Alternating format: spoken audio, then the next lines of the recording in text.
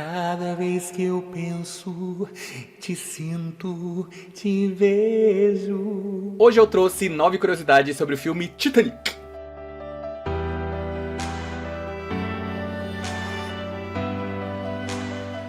Oi gente linda, eu sou Diego Kraus. Seja bem-vindo a esse vídeo. Eu não sei se vocês perceberam, eu tô meio Jack aqui, ó, meio Leonardo DiCaprio. Cara, eu queria tanto ter tido o cabelo dele naquela época.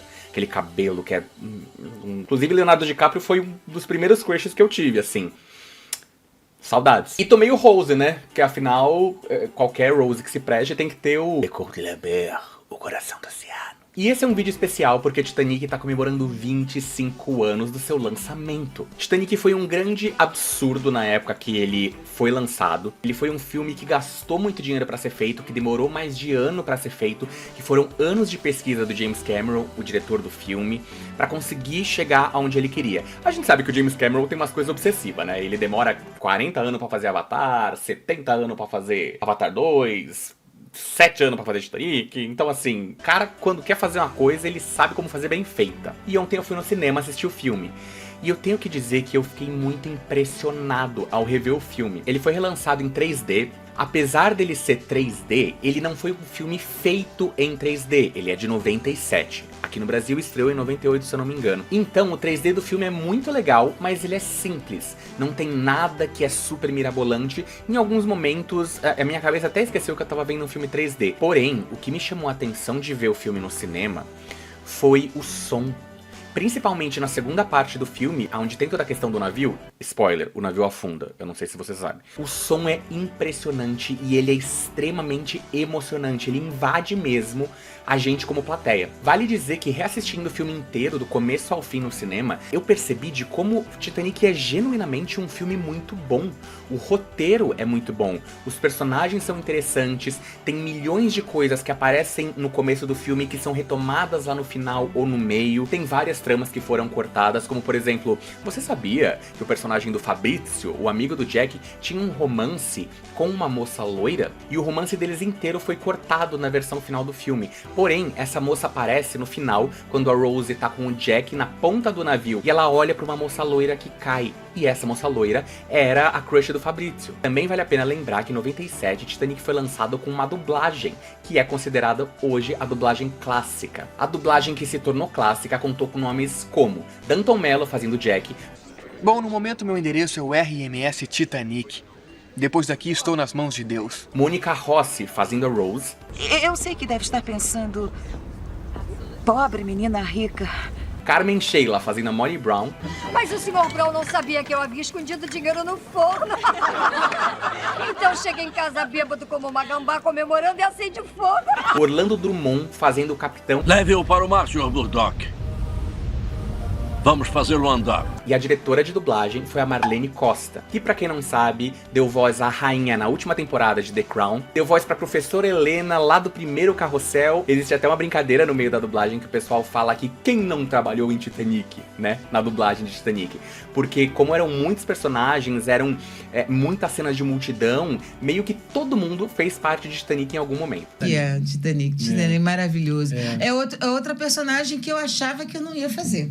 É mesmo? Eu achava jovem achava que não era demais pra pra tua mim. Achava jovem demais pra mim. Que isso, Mônica? Agora vamos pro que interessa, as curiosidades. A primeira curiosidade é que a atriz Gloria Stewart, que faz a Rose mais velha no filme, exigiu que ela tivesse um encontro com a Kate Winslet, que é a Rose mais nova, porque ela queria entender como era a postura corporal da Rose. E ela também deixou muito claro de que ela não era a Rose. A Rose de verdade é a Kate Winslet, e que era importante que ela entendesse a Rose que a Kate Winslet construiu. E o encontro delas é muito, muito, muito gracinha. The breast is mine, the stomach is mine, the hips are mine. Good, and I hope it's still all yours.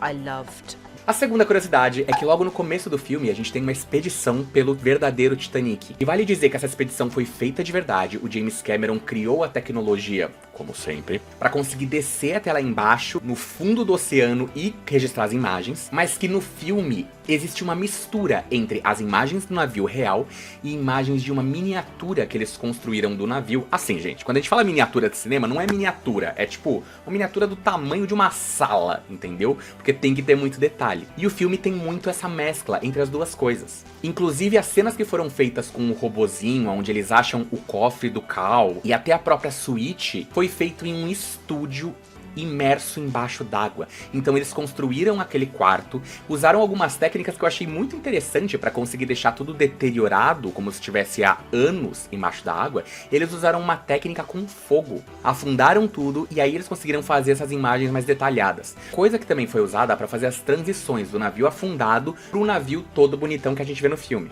A terceira curiosidade, eu fiquei muito surpreso quando eu fiquei sabendo que pelas fotos de referência, o verdadeiro Titanic começou a sua viagem em um porto onde o mar e o Titanic ficavam do lado esquerdo e a terra ficava do lado direito. Porém, a produção e a direção não tinham essa possibilidade, eles só tinham o mar do lado direito. Então eles construíram esse Titanic do lado direito, construíram todo o porto do lado esquerdo e olha que ideia genial, eles simplesmente inverteram a imagem, usaram aquele efeito de espelho. Só que aí que vem a parte engraçada. Para que isso funcione, tudo que era escrito nessa sequência do início foi usado justamente o efeito espelho. Inclusive a Kate Winslet disse que ficou absolutamente confusa com toda essa sequência, porque ela não sabia exatamente quando ela estava na direita, quando ela estava na esquerda, por que às vezes o chapéu dela estava para um lado, às vezes estava para o outro, e que ela teve uma crise de riso quando ela viu o pessoal, tripulantes da White Star Line, que era a companhia do Titanic, escrito de modo espelhado. A quarta dica é sobre uma cena icônica do filme, que foi nomeada como a cena de $1 milhão, que é a cena em que o Jack e o Fabrício estão na ponta do navio e o Jack grita: "Eu sou o rei do mundo!" Essa foi uma cena que foi gasta mais ou menos o valor de $1 milhão, porque ela era muito importante. Segundo James Cameron, era importantíssimo que pra gente entender, de certo modo, se importar com o navio, era necessário mostrar como o navio era imponente, como ele era bonito, como ele era grandioso. E essa cena cumpre exatamente essa função. A gente vê o Jack e o Fabrício num momento de absoluta felicidade e revela pra gente o tamanho daquele navio. E essa cena foi, de novo, feita usando miniaturas, computação gráfica, tela verde pro Leonardo DiCaprio. Ou seja, a junção de todos os efeitos digitais e práticos fizeram que essa cena se tornasse uma das coisas mais icônicas do filme.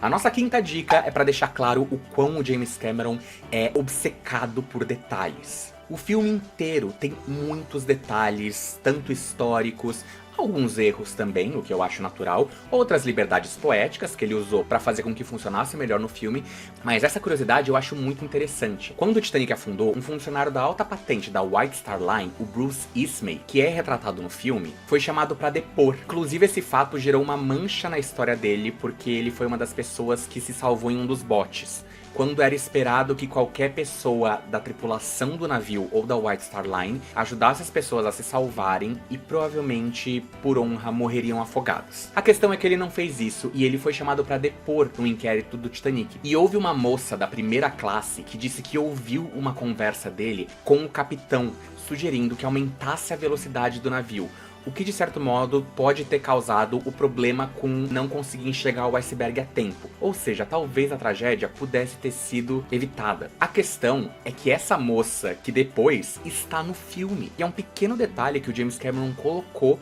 durante a conversa do Bruce com o capitão. Não vejo necessidade. Estamos fazendo um excelente tempo. Muito bem.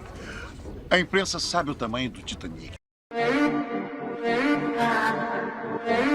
Olha que coisa doida! O nível de detalhes que esse homem tava atrás. Nossa próxima curiosidade tem a ver com a morte do personagem do Fabrizio, que novamente foi feita usando a gravação ali no momento e uma miniatura da chaminé que cai nele. Primeiro, eles gravaram o Fabrizio nadando e reagindo como se de fato a chaminé estivesse caindo.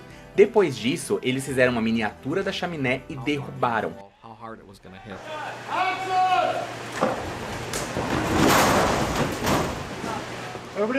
Outros momentos do filme que foram usados miniaturas incluem a sala de chá, porque ia ser muito caro construir esse cenário inteiro para poucas cenas que eram feitas, então eles construíram a miniatura, depois gravaram todas as cenas dessa sala numa tela verde. Outra dica que é legal de saber é que, de fato, o navio foi afundado somente uma vez, a parte externa dele. Então não havia muito lugar para erro. O James Cameron queria deixar tudo da maneira mais certa possível para conseguir captar o maior número de imagens dessa sequência. Porém, é muito legal a gente saber que a parte interna do navio, que foi afundada em um estúdio, em um tanque, essa foi gravada mais de uma vez. Como o salão de jantar, por exemplo. Eles gravaram o salão de jantar afundando, e depois disso a equipe inteira teve que secar e arrumar o salão de jantar para afundar ele de novo. Cara, isso deve ter dado muito trabalho. O salão da cúpula, por exemplo, teve que ser afundado somente uma vez, principalmente porque não ia ter como reconstruir o cenário depois do desastre que aconteceu. James Cameron disse que foi muito interessante gravar essa cena, que era muito complexa porque era uma cena com somente equipe técnica e dublês que soubessem lidar com a questão da água, afinal era muita água, e fazer tudo isso sem colocar ninguém em risco de verdade foi bastante complexo.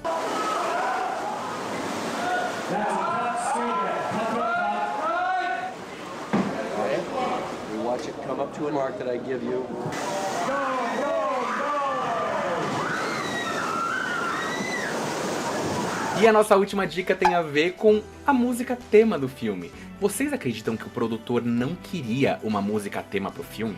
Então, o diretor musical fez a música escondido, convidou a Celine Dion pra gravar escondida. A Celine Dion não gostou da música quando ela viu a primeira vez. Ela disse que provavelmente porque o diretor musical não era um bom cantor. And the way he was playing the piano and Renee was like, you know what we're gonna do?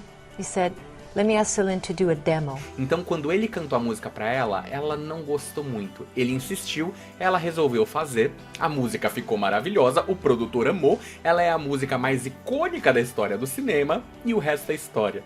Went for a demo, and I never re-sang the song because the actual recording, the demo is what the they demo used. is what we used. They just built the orchestra. Were you around it. shocked I'm at so how- glad I was wrong. I'm so glad you insisted. Were you Thank shocked at how big it got?